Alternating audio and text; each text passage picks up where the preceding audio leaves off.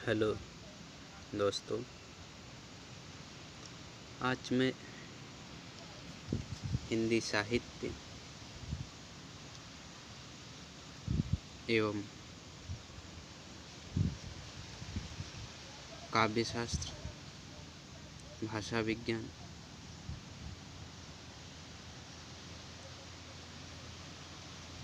एवं व्याकरण से जुड़े हुए कुछ प्रश्नों पे चर्चा करना चाहते हैं, जिसमें ख़ास तौर से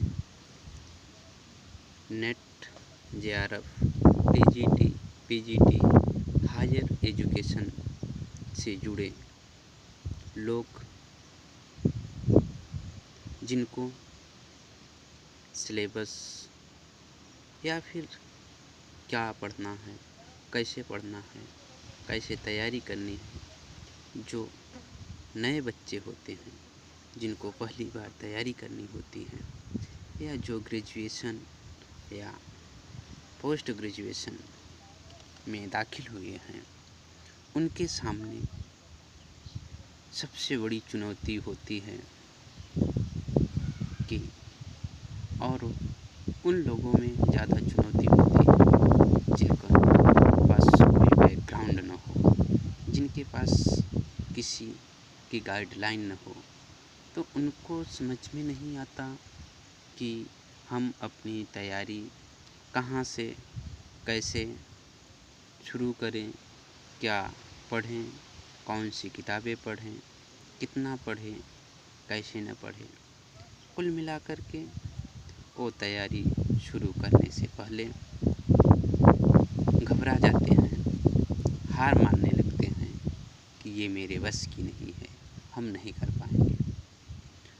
और बच्चों में इतनी क्षमता होती है, इतनी काबिलियत होती है कि अगर वो कंटिन्यू 6 महीने या साल भर परिश्रम करते हैं तो नेट, जेआरएफ, टीजीटी, पीजीटी कोई भी एग्ज़ाम असंभव नहीं है।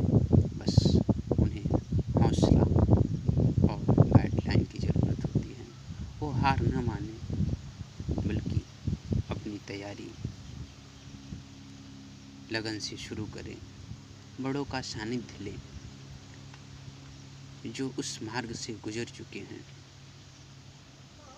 उनसे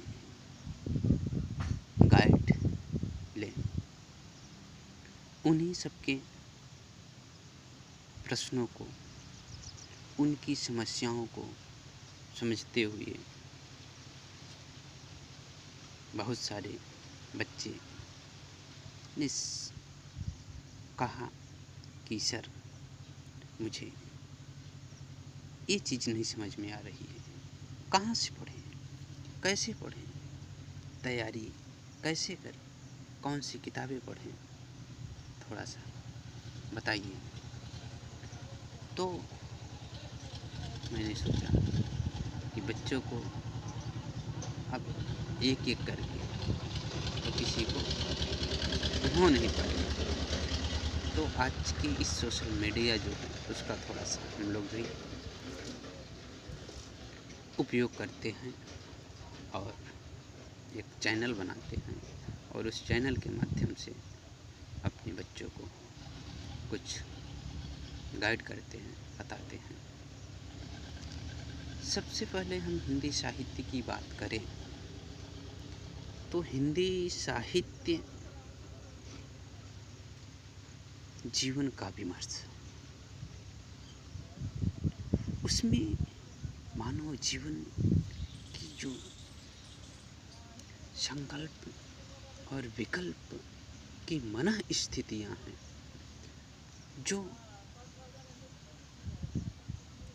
किसी न किसी अवस्था में कल्पनावश हमारे जीवन से जुड़ी होती हैं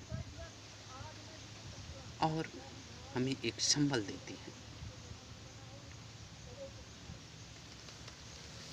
नेट, जेआरएफ, टीजीटी, पीजीटी ये कोई बहुत बड़ी एग्ज़ाम नहीं, आपके हौसले से कुछ भी बड़ा नहीं। आपको टाइम मैनेजमेंट करना है, कैसे पढ़ना है, अपनी रणनीति बनानी है, क्या पढ़ना है, सही क्या है और कितना पढ़ना है। इन सबको थोड़ा थोड़ा करके मैनेज करिए और घबराइए नहीं, और न तो परेशान होइए कि आप एक दिन में कुछ कर लेंगे। आपके पास 6 महीने का टाइम है। 6 महीने आप धैर्य के साथ पढ़िए। फिर जो आगे का 6 महीने है उसमें आप अपने आप देखेंगे कि आपकी तैयारी शुरू हो जाएगी। आपको गाइड लेने की बजाय आप गाइड देना शुरू कर देंगे। आप सीख लेंगे, आपके पास इतना अनुभव आ जाएगा कि आप बहुत कुछ सीखेंगे। और सबसे पहले तो हिंदी साहित्य में अगर हम तैयारी कर रहे हैं तो रामचंद्र शुक्ल का हिंदी साहित्य का इतिहास, जिसकी भूमिका राम स्वरूप चतुर्वेदी ने लिखी है, उस किताब को हमें लेना चाहिए। और कम से कम उस किताब के साथ एक ज़रूरी टिप्पणी कि उस किताब के साथ बहुत बच्चों की शिकायत होती है कि सर वो किताब तो समझ में नहीं आती, उसकी लैंग्वेज बहुत कठिन है। लेकिन मेरे प्यारे बच्चों, उस किताब की न तो लैंग्वेज कठिन है और न तो वो किताब कठिन है। उसको आप एक बार पढ़िए। एक बार पढ़ने के बाद आपको लगेगा कि हम इस बुक को कितनी बार पढ़ें। जितनी बार आप पढ़ेंगे उतनी बार उससे आप सीखेंगे, एक नई चीज़ सीखेंगे। जो विचार होते हैं, विचारों को व्यक्त करने का जो भाषा शैली तरीके होते हैं वो सीखेंगे। हिंदी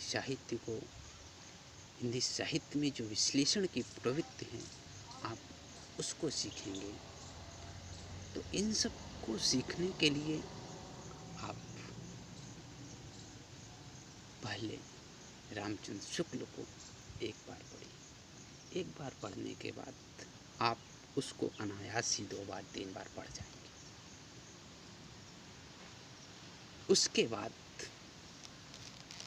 सबसे पहले आप NTA की वेबसाइट पे जाइए, वहाँ से सिलेबस निकालिए।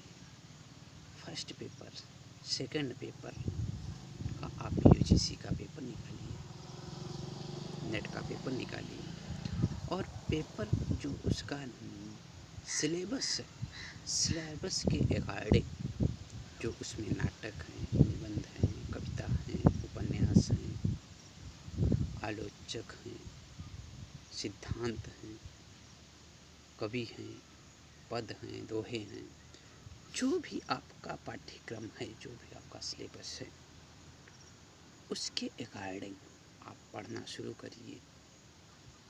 पढ़िए, चीज़ें वहाँ से अपने आप छन छन के आपके सामने आएंगी।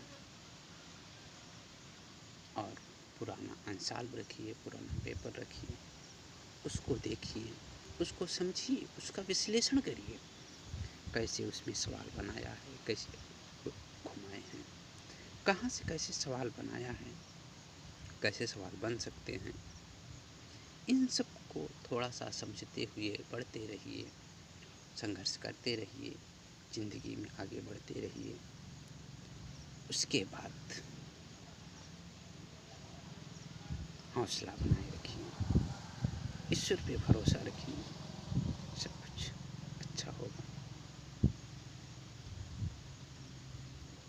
बस आज के लिए इतना ही। बाकी हम मिलते हैं अगले वीडियो में, नए टॉपिक, नए जोश, नई उमंग। और नई ऊर्जा के साथ। जय हिंद, जय हिंद।